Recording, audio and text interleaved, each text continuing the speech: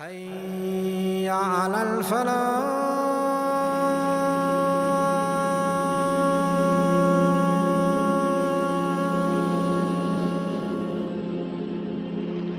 Allah subhanahu wa ta'ala created us in this world for a very short time. And He subhanahu wa ta'ala said in the Holy Quran, the purpose of this life and death, the purpose of this creation is for us to be tested. Who of us will have the best of deeds? Who of us will follow the path of Allah and His Prophet sallallahu alayhi wa sallam? And who will get too busy and too distracted by the luxuries and beauties of this world and forget about the hereafter and forget about Allah subhanahu wa ta'ala. And the Prophet sallallahu alayhi wa sallam warned us and said sallallahu alayhi wa sallam, verily this world is beautiful, green and alluring, attractive. Allah subhanahu wa ta'ala has made you generations to follow each other in this world for Him subhanahu wa ta'ala to see how you will act. What will you do? Beware of this world. Nowadays, my brothers, there's one very big problem we are facing. This big problem that is widespread is love and attachment to this world and preferring this world over the hereafter. When you ask people in the ummah of Muhammad sallallahu alayhi wa sallam, and when you look in depth, you will find that people deep down in their hearts, they have a soft heart for Islam, soft heart for deen. There's khair and goodness in all the hearts. But there's this major problem. People are too busy for the deen of Allah. Everyone is distracted, taken by this world and its luxuries, responsibilities.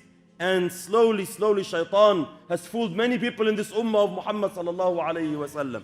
Now there's no time for akhirah, no time for deen, no time for the mosque, no time for Quran, no time for da'wah, no time for qiyamul layl, no time for the dhikr of Allah subhanahu wa ta'ala. People are too busy for the deen of Allah subhanahu wa ta'ala. And Allah subhanahu wa ta'ala stated this as a fact. Verily, you prefer this worldly life, although the hereafter is better and more lasting. Verily, you love the quick life, the one in your hand, and you neglect and forget about the hereafter. Verily, these people, they love this quick and early, the first life. And they forget behind them a very heavy day, Judgment Day, my brothers. So we say the Muslim has to fix his direction. Direction is the most important thing in our deen, my brothers. If the person focuses on the hereafter and his direction is the hereafter, everything in deen becomes clear. And dunya follows straight away. But if direction becomes worldly things, if direction and dreams and targets and concerns in the morning and the night all become accumulating money and building and buying and selling and businesses and marriage and wife and kids, which is all halal, but it should never distract the person from Allah subhanahu wa ta'ala. The Prophet of Allah sallallahu alayhi wa sallam was once passing by the market, him and his companions radiyallahu anhum. In the hadith, people are on both sides, of the road, buying and selling. And the environment of the market is usually a worldly environment. Like, khalas, there's love and attachment to dunya. People are there for profit. So he, sallallahu alayhi wa sallam, wanted to teach his companions a lesson. So he, sallallahu alayhi wa sallam, spotted on the street a dead sheep. It had very small ears, which was a defect at the time. So he, sallallahu alayhi wa sallam, grabbed that sheep with its defective ears and said to the Sahaba radiyallahu anhum, who will buy this sheep from me for 1 silver coin? Sahaba radiyallahu anhum said, Prophet of Allah, why would you buy something as such? Why would we need it? So Muhammad sallallahu alayhi wa sallam went a step further and said, who will take it home? Don't worry, you don't want to pay the silver coin? No problem. Who will take it? But Prophet of Allah, if it was alive, it's defective. Something is wrong with it. How about when it's dead, Ya Rasulullah sallallahu alayhi wa sallam? فقال صلى الله عليه وسلم والله, this world with all its beauties and luxuries is so insignificant in Allah's sight, exactly like this sheep is insignificant to you. What does a dead sheep mean to me and you? It means nothing. It has no value. Allah subhanahu wa ta'ala deals with this world as such. قال صلى الله عليه وسلم, if, it's not the case, but if If this world was equivalent to the wing of a mosquito in Allah's sight subhanahu wa ta'ala, He would have not given an infidel a sip of water in it. But this world is less valuable than the wing of a mosquito in the sight of Allah subhanahu wa ta'ala. And if you ask any Muslim in our time, brother, sister, what do you prefer, the dunya or the hereafter? Everyone says, I've never, in all my religious life, I've never met a person who says, I'm a man of dunya.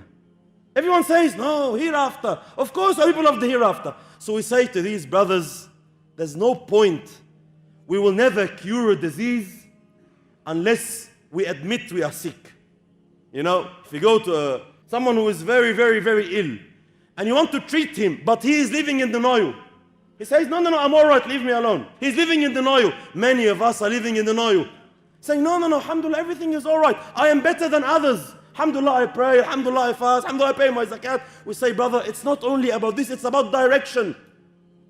It's about sacrifice. It's about how much time, how much focus do you have on your hereafter and how much focus you have on your dunya. What is more valuable in your heart?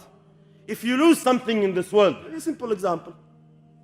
A person leaves his house one morning, going to work.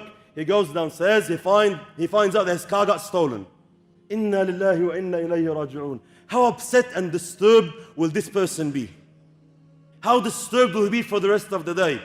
Wallahi, some people for the rest of his life, every time he remembers that incident, he says, oh, if I only get my hands on that thief. You know, he's very, very angry, very disturbed. But the same person who claims he loves akhirah more, if he misses Fajr Salat, how disturbed does he get? How much guilt does he feel in his heart? How long will that feeling of guilt last? Some people, he won't even feel guilty. Some people, maybe he'll feel a bit of guilt and say, Khalas, Allah Ghafur Rahim, finished. Because akhirah is not as valuable in his heart. The Prophet of Allah sallallahu alayhi wasallam says, the 2 raka'at, not Fajr Salat, the 2 raka'at before Fajr, the Sunnah of Fajr, is more valuable than all the world and what it contains. These are the words of our Prophet. But is this meaning in our hearts? Really in our hearts? Are the 2 raka'at Sunnah of Fajr more valuable than the billions of this world? So if I come to you and say, brother, please miss the Sunnah of Fajr, don't pray today the Sunnah of Fajr, and I'll give you 1,000 riyals. What will you say?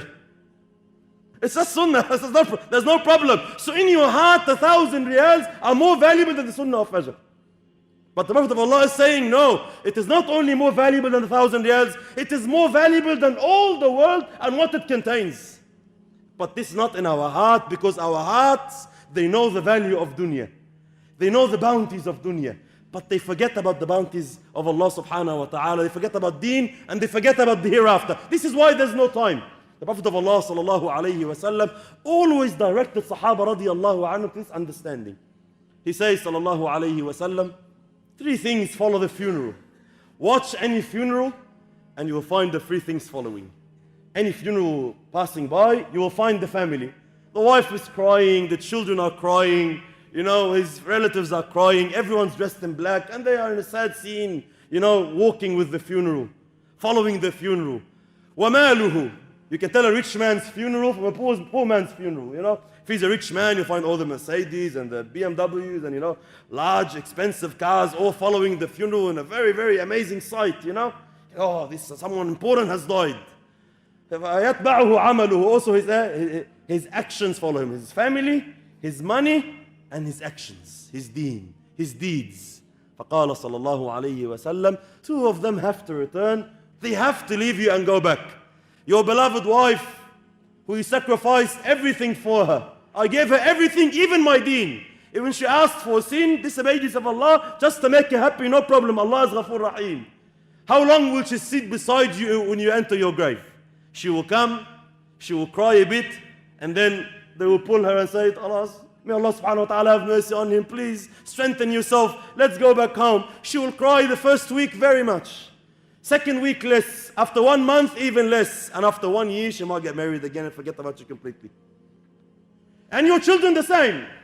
They say, I love you dad, I love you dad, I love you dad. How much do they spend around you when you enter your grave? They will take you there, they will maybe shed a bit of tears. And then after 15, 20 minutes, they make dua and they will all go, everyone to his life, to his wife, to his family. In our time, even before you die, they leave you and they go, you never see them again. But the only thing that stays with you is this deen, this a'mal, the work you did for the hereafter. This is what stays with you. This is where the Sahaba radiallahu anhum were focused, and this is what we are neglecting. This is what we have no time for. Every Muslim I've met in my life says he loves the book of Allah subhanahu wa ta'ala. But put him to the test, or if you love the book of Allah subhanahu wa ta'ala, how much Quran do you read in your day and night? How much time do you open the book of Allah and enjoy hearing the words of Allah subhanahu wa ta'ala? He says, I love Quran, but I'm too busy. I have no time. Say, brother, if you love something, you make time for it. When you love something, it takes priority in your day. Likewise, if you love akhirah, if you love the hereafter and you're focused on the hereafter, you make time for the hereafter. But nowadays, no, we are too busy for the hereafter. Look at our mosques. The ulama say, if you want to know the love of the hereafter in people's hearts, you want to assess a society, go to their masajid and see how much love these people have for the hereafter. Nowadays, you go to the masjid, see, mashallah, in Jum'ah, Allahu Akbar, the mosque is full, people are standing outside. But come Fajr Salat, come Maghrib Salat, come Isha Salat, and you find much less numbers. Where are these Muslims who claim that their love for the Akhirah is big? Their attachment is to the hereafter, their loyalty is to the hereafter. They are too busy accumulating worldly things and they do not respond to the call of Allah subhanahu wa ta'ala. Even though Muhammad sallallahu alayhi wa sallam, our teacher and our prophet, he said in the authentic hadith, if people knew the reward they will get from praying Isha in the house of Allah, they will come even if they had to crawl. If you knew the reward, but the truth is the value is not there. If a person really is attached to the hereafter, what is more important than this? So if I make an announcement here in Al-Fanar that inshallah from now on there's surplus in our budget. So anyone who prays Fajr in the mosque, we will give him 200 riyals. Dhuhr in the mosque, 200 riyals. Asr in the mosque, 200 riyals. 5 times salah, you get 1,000 riyals in the house of Allah subhanahu wa ta'ala. Will anyone ask, is it fard? Will anyone say, Shaykh, do I have to come? Wallahi al-azim, non-Muslim will line up. Non-Muslims will line up, say, Ashhadu an la ilaha illallah, Ashhadu anna Rasulullah. Why? Because people love this world, but they live in denial. They know the value of a dirham or a dinar, but they don't know the value of the hereafter. Had they been attached to the hereafter, they will never ask, is 27 times more reward a better offer or just one reward? They will never ask. This is why Sahaba radiallahu anhum never asked these questions. The Prophet of Allah prayed in the mosque, we pray in the house of Allah. But they are all signs that our direction are this world. When we wake up in the morning, the concern is dunya. When you come to sleep at night, the concern is dunya. Sometimes because of dunya, because of worldly things, we have a sleepless night. Sometimes, you see a brother in the morning, his face is yellow, his eyes are red, you can tell he hasn't slept. Say, what's wrong, brother? He says, I have a big problem. I had a fight with my wife, or I had a fight with my children, or I'm in big debt. Everyone understands. May Allah subhanahu wa ta'ala make it easy for you, inshallah, we understand. But if you see someone in the morning, his face is yellow, his eyes are red, say, what's wrong, brother? He says, wallah, I was afraid of hellfire, so I stayed up all night praying. What's wrong with you, man? Relax. Take it easy. People don't understand him. Why? Because staying up for dunya is understood, socially understood. But staying up for the hereafter, like Sahaba radiallahu anhu, Allah described them. Little of the night they used to sleep. Why? Because they are worried about the hereafter. They worried about the akhirah. In the last third of every single night, Allah subhanahu wa ta'ala, when the last third remains, He calls out. Anyone has any need? Is anyone making dua? Anyone wants anything from me? And 99% of the Muslim ummah is snoring at that time. And then we wake up in the morning and we ask, where is the help of Allah? Why are we in such humiliation? Such humiliation? What do you expect? Allah has been calling you for the past 3 hours and you have been snoring. And you want Allah subhanahu wa ta'ala to help you? You are the one that's negligent of Allah. You are the one that has no time for deen anymore. You are the one that's too busy accumulating worldly things and building and buying. And although Allah subhanahu wa ta'ala decreed all this will be destroyed, He subhanahu wa ta'ala says, Look at the true knowledge that Allah subhanahu wa ta'ala wants us to know. The sign of true ilm is to understand these verses. اعلموا, know, verily, know that this world is but play, joy, entertainment. Insignificant. Decoration. Everyone boasts, oh, I have that many kids, oh, I have that much money. Have you seen my car? Have you seen my house? Accumulating and competing in money and children. All of this. Allah is saying, exactly like some rain that, fell from the heavens. The farmers, when they saw the rain and they saw the vegetation, they got so happy. Allahu Akbar, look at the greenery, we are rich now. Then soon, this vegetation will turn yellow. They will all be destroyed. Absolutely temporary, not lasting. It is not real. Really, the hereafter is the real life. When the person dies, you meet Allah, what do you say? He says, I wish I worked hard for my life. He understood only then that his true life is the life hereafter, not this temporary, insignificant world that he got too busy in from the hereafter, got too busy accumulating, although Allah subhanahu wa ta'ala decreed it will be destroyed. Respected brothers in Islam, we have to come to terms with our own selves. Our ummah has a major disease, love of this world and criticizing others. What are you doing about this deen? What are you doing about your own deen? What are you doing about your family's deen? What are you doing about your neighborhood's deen? What are you doing about your country's deen? What are you doing about the ummah of Muhammad sallallahu alayhi wa sallam? Everyone says there's a lot of problems, but I am too busy. And everyone started pointing fingers at others, at their mistakes, expecting them to work. This ummah is collapsing, my brothers. There's no time. No time for the deen of Allah subhanahu wa ta'ala. No effort, no sacrifice. So deen is not spreading. Deen is not rising. Everyone has to start with himself. Everyone has to blame his own self first. I am responsible. I am the one that has to change, not anyone else. I start with myself. I fix my relationship with Allah. I repent and return to Allah subhanahu wa ta'ala and focus on my hereafter. Pray 2 rak'at of tahajjud. Ask Allah subhanahu wa ta'ala to lift the bala and help us in the problems that we are facing. Everyone starts with himself. I will go to the masjid. I will encourage the other brothers. I will go past, and I will say, brother, come with me to the house of Allah subhanahu wa ta'ala. Let's go to this lecture. Let's go to this talk. Let's learn Quran. Let's learn tajweed. Let's ponder over the word of Allah subhanahu wa ta'ala. The problem now is that all people have no time. And the bigger problem is that they think that this will be a valid excuse on Judgment Day. Do you think that if you say to Allah on Judgment Day, when you get asked about this deen, you say, sorry Allah, I was too busy, I didn't have time. You think this is a valid excuse? You think Allah subhanahu wa ta'ala will say, oh, I understand, inshallah, go to Jannah, go to Firdaus al-A'la? Allah created you for this purpose. This is the reason why you are here in this world. This is why, my brothers, I would like to share with you an amazing ayah. And read Surah Al-Munafiqun. Surah, my brothers, is a very, very harsh surah. Allah subhanahu wa ta'ala in this surah talks about hypocrites and their qualities. The hypocrites, when they come to you, they say, we believe you are the Prophet of Allah. We know you are the Prophet of Allah. Allah knows you are His Prophet. And Allah subhanahu wa ta'ala testifies that these people are lying. And He goes on describing the qualities of hypocrites. You look at the appearance, mashallah. When they speak beautiful words, and then in the last couple of ayat, Allah subhanahu wa ta'ala does an amazing thing. Instead of talking about hypocrites now, Allah addresses believers. Says, Ya ayyuha alladhina amanu. Who is He talking to now? He's talking to me and you and every mu'min in the ummah. Ya ayyuha alladhina amanu. La tulhikum amwalukum wala awladukum an dhikrillah. Do not allow your money and your children to distract you from the remembrance of Allah. وَمَنْ يَفْعَلْ ذَلِكَ فَأُولَٰئِكَ هُمُ الْخَاسِرُونَ. And he who falls in this mistake, verily, they will be the losers. وَمَنْ يَفْعَلْ ذَلِكَ فَأُولَٰئِكَ هُمُ الْخَاسِرُونَ.